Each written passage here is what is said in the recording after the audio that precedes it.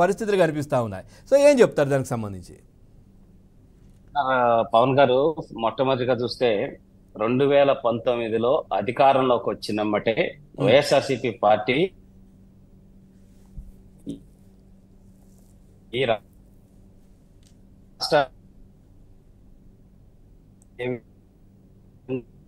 Develop చేయాలి, రాష్ట్రానికి ఇలాంటి అంశాలు కాకుండా ఏ విధంగా తెలుగుదేశం పార్టీని ఏ విధంగా దెబ్బ కొట్టాలి, తెలుగుదేశం పార్టీ కార్యకర్తల్ని నాయకుల్ని శారీరకంగా మానసికంగా ఏ విధంగా హింసించాలనేటువంటి ఒక అజెండా లాగా పెట్టుకొని రాష్ట్ర వ్యాప్తంగా ప్రారంభించారు.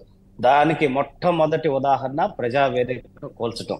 ఆ ప్రజావేదిక కూల్చడంతో వాళ్ళు ఏ విధంగా వాళ్ళ మనస్తత్వం ఏంటనేది మనందరం కూడా అర్థమయ్యే పరిస్థితి.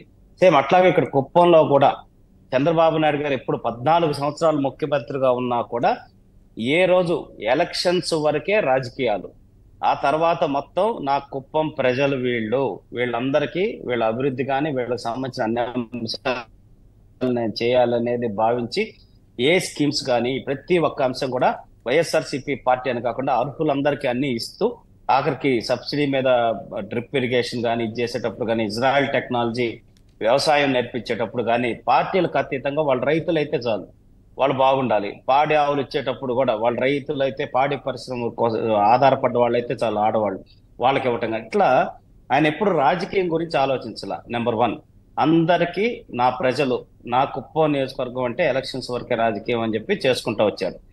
తర్వాత ఆయన కళ ఆయన అట్లాగే దాన్ని మెయింటైన్ చేసుకుంటూ కూడా వచ్చారు. ప్రశాంతమైన కుప్పం. పోలీస్ స్టేషన్ లో మీరు గత స్పీచ్లు కూడా చూడండి, చంద్రబాబు నాయుడు ముందు బ్యాక్ స్పీచెస్ కూడా చూస్తే పోలీస్ స్టేషన్ తోటి కోర్టులతోటి అవసరం లేని ప్రశాంతమైన కుప్పం నా కళ అని చెప్పన్న. ఆయన ఉన్నప్పుడు అదే విధంగా లా అండ్ ఆర్డర్ పార్టీ వాళ్ళు ఏదైనా చేసినా కూడా దాన్ని కూడా కంట్రోల్ చేసి 100% పీస్ఫుల్ గా ఉండేటటువంటి కుప్పాన్ని ఏర్పాటు చేశారు.